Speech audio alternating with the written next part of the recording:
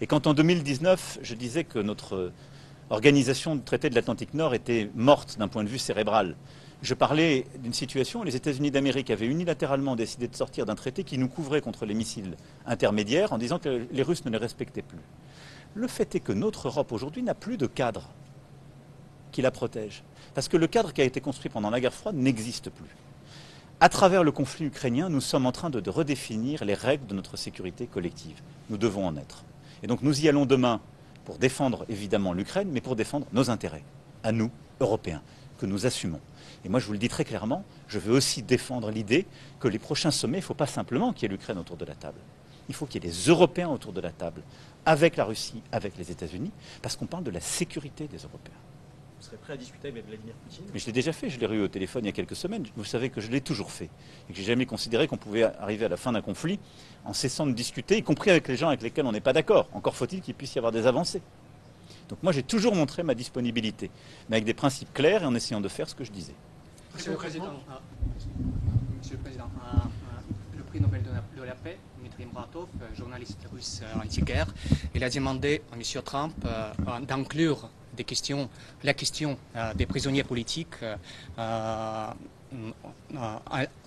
l'ordre du jour des discussions avec Vladimir Poutine, d'échange de prisonniers politiques entre l'Ukraine et la Russie.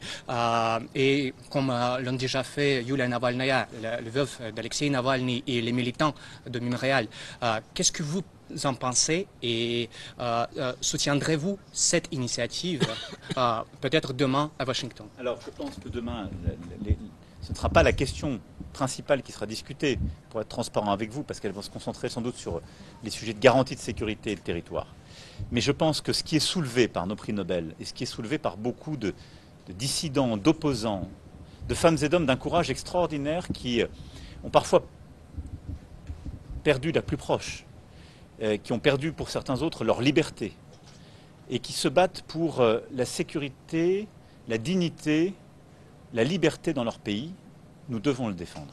Et si nous devons cheminer vers la fin des hostilités, puis un traité de paix, la question du réengagement passera en effet par le traitement de ces prisonniers. Donc ce sera sur ce chemin, mais je veux ici redire en tout cas notre attachement, notre soutien, notre grande estime pour toutes les combattantes et les combattants de la liberté en Russie.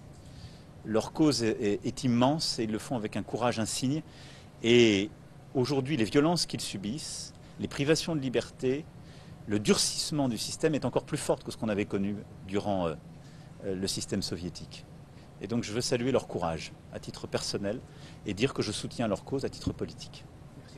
Est-ce que vous êtes convaincu par la proposition d'un traité de réassurance du style article 5 de l'OTAN, mais sans que l'Ukraine rentre dans l'OTAN? Est-ce que cette proposition pourrait être, selon vous, la bonne? Tout est sur la table. La question, c'est celle de la substance. Et pour être très clair avec vous, ça a déjà existé, ce qu'on se dit là. C'est-à-dire qu'on avait déjà, plusieurs pays avaient collectivement dit, il y a de cela 30 ans, aux Ukrainiens, quand l'Ukraine s'était départie du nucléaire, parce que ça a existé, il y a eu ce débat, c'est ce fameux accord de Budapest en 1994. D'abord, la Russie avait signé qu'elle n'agresserait jamais l'Ukraine. Tout ça pour vous dire ce que vaut une signature de la Russie. On a déjà la preuve, ils l'avaient déjà signé. Mais plusieurs pays ensuite se sont engagés à protéger l'Ukraine si elle était attaquée. Nous ne l'avons pas fait. Aujourd'hui même, dans le contexte qu'on évoque, est-ce que nous avons engagé des troupes? Non. Donc je crois qu'un article théorique n'est pas suffisant. La question, c'est la substance. C'est tout le travail que nous avons fait depuis février dernier.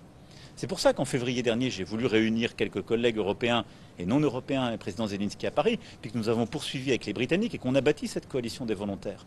C'est pour mettre de la substance. Qu'est-ce que c'est que la garantie de sécurité?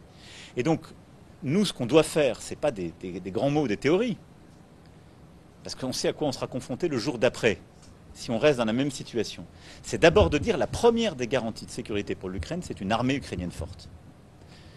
Écoutez, regardez, là aussi, par rapport à toute l'intoxication du débat ambiant. Il y a 3 ans et demi que cette guerre a commencé.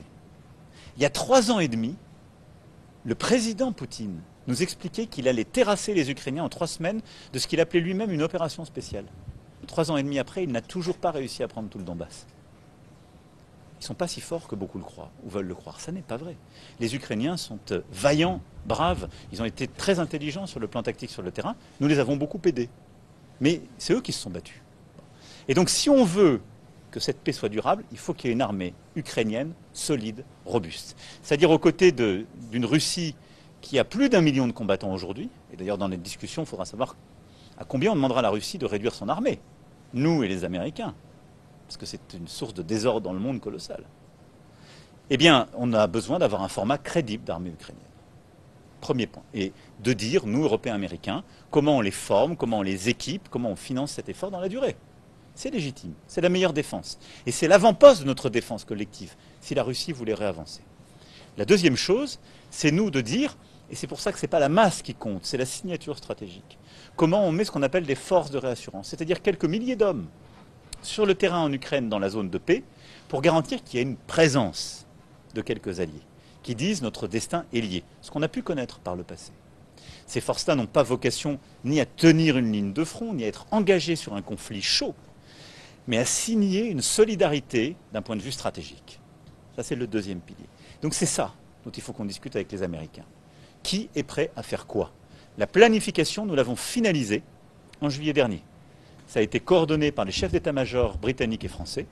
Ça a été présenté, j'étais à ce moment-là, à la fin de cette visite d'État et du sommet avec les Britanniques, nous l'avons à Northwood présenté à tous les collègues. C'est un travail qui est très sérieux, qui est construit.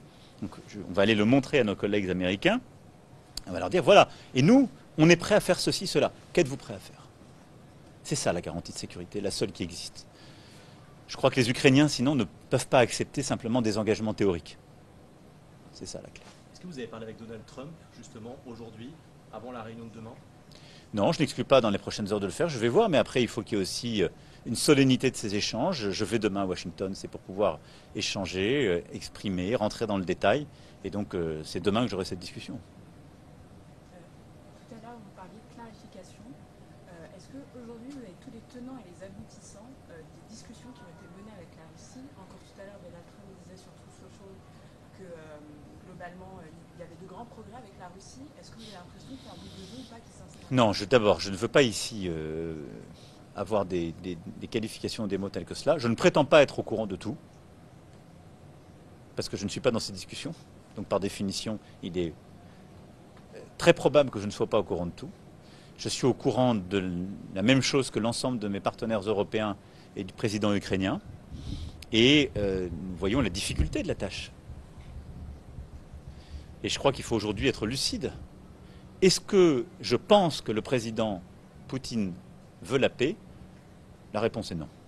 Si vous voulez mon intime conviction, non. Est-ce que je pense que le président Trump veut la paix? Oui. Je ne pense pas que le président Poutine veuille la paix. Je pense qu'il veut la capitulation de l'Ukraine. C'est ça qu'il a proposé.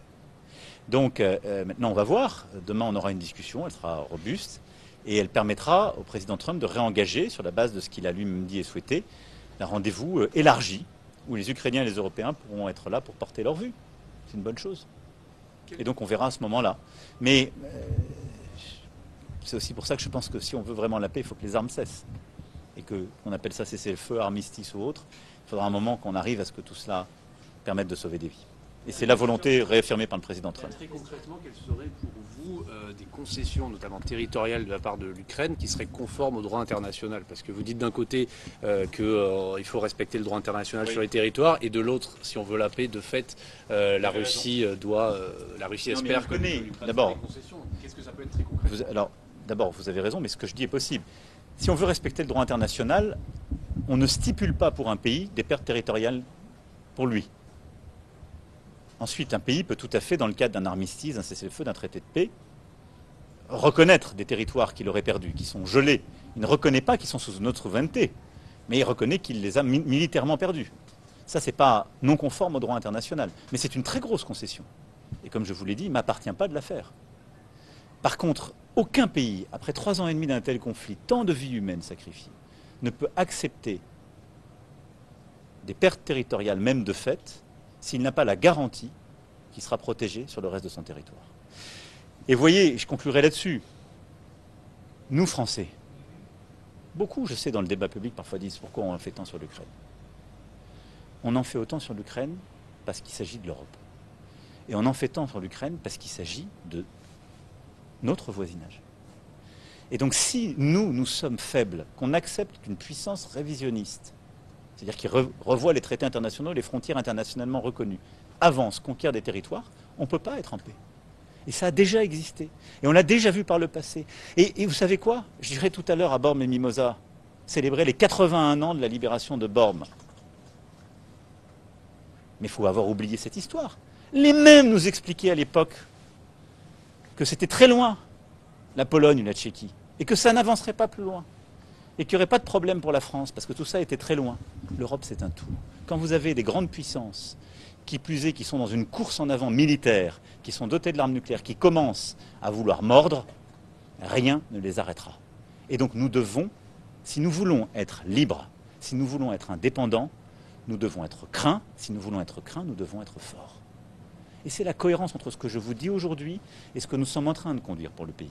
C'est-à-dire que ce qui se passe en Ukraine aujourd'hui, c'est un réveil collectif. L'Europe n'est plus une terre de paix. Pas par notre faute, pas par une guerre civile des Européens, parce que nous avons à côté de nous, aujourd'hui, une puissance militaire qui ne veut pas la paix en Europe. Et qui cherche d'ailleurs son affaiblissement politique. Et donc nous, Européens, nous devons accepter ce sursaut. Il est difficile pour tout le monde, mais c'est de restaurer des capacités de puissance. La France les a, pour partie, pour ce qui la concerne, parce que nous avons un format d'armée complet, parce que nous avons l'arme de dissuasion. Mais on doit réinvestir sur cette sécurité et donc faire des nouveaux choix. Accepter que l'ordre du monde nous impose de revoir nos priorités pour nous-mêmes. Et on doit porter ces choix au niveau européen pour défendre l'Europe et la France, nos intérêts, notre sécurité, notre liberté. Parce que si nous sommes faibles aujourd'hui, alors nous paierons très cher demain, croyez-moi, très cher demain. L'effacement géopolitique de l'Europe et l'insécurité qui y régnera.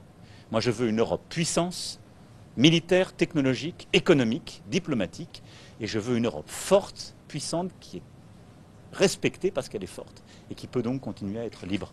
C'est ça que nous allons faire demain, à Washington. C'est ça que nous allons porter, et dire aussi que ce pilier européen de l'OTAN, que nous défendons, nous Français, depuis tant d'années, est désormais une réalité, et que nous sommes prêts à prendre nos responsabilités quand on parle de ces garanties de sécurité collective. Voilà. Nous ne sommes pas passifs, nous sommes actifs.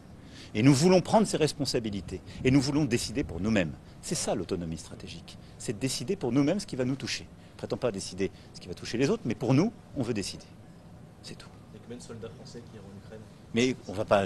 C'est pas ça la discussion aujourd'hui. La discussion, c'est déjà de savoir comment on a la paix, et ensuite qui est prêt à financer comment une armée ukrainienne qui sera au bon niveau. Premier élément. Et la deuxième ensuite, c'est d'avoir quelques milliers de soldats entre plusieurs pays. Donc ce n'est pas massivement un déploiement, il ne faut pas commencer à faire peur aux Français. Mais surtout, ça n'a pas de sens. Si le premier pilier, aujourd'hui, quelle est l'armée européenne la plus importante? C'est l'armée ukrainienne. C'est la plus grande armée d'Europe. Ils sont quasiment à 1 million de combattants. Nous en sommes tous très loin. Nous, on a une armée qui est beaucoup mieux équipée, qui a la capacité nucléaire, très bien. Mais notre vocation n'est pas de nous substituer à une armée ukrainienne, c'est de la bâtir. C'est ça la première garantie de sécurité. Ce sera donc ça le premier sujet. Et après, c'est les forces de réassurance. Mais les forces de réassurance, je vous l'ai dit, c'est une signature stratégique. Et donc, ce n'est pas du tout le nombre qui compte, mais c'est de dire, on est là, à Odessa, à Kiev, pour dire là, pas touche, en quelque sorte. Et avoir des garanties stables. Parce que c'est aussi nos frontières. Voilà. Merci à vous, en tout cas, d'être là et d'avoir conscience que ce moment est un moment grave pour l'Europe, la France, aux côtés des Ukrainiens. Mais ça nous touche aussi très directement. Merci beaucoup. Merci. Merci, bon courage.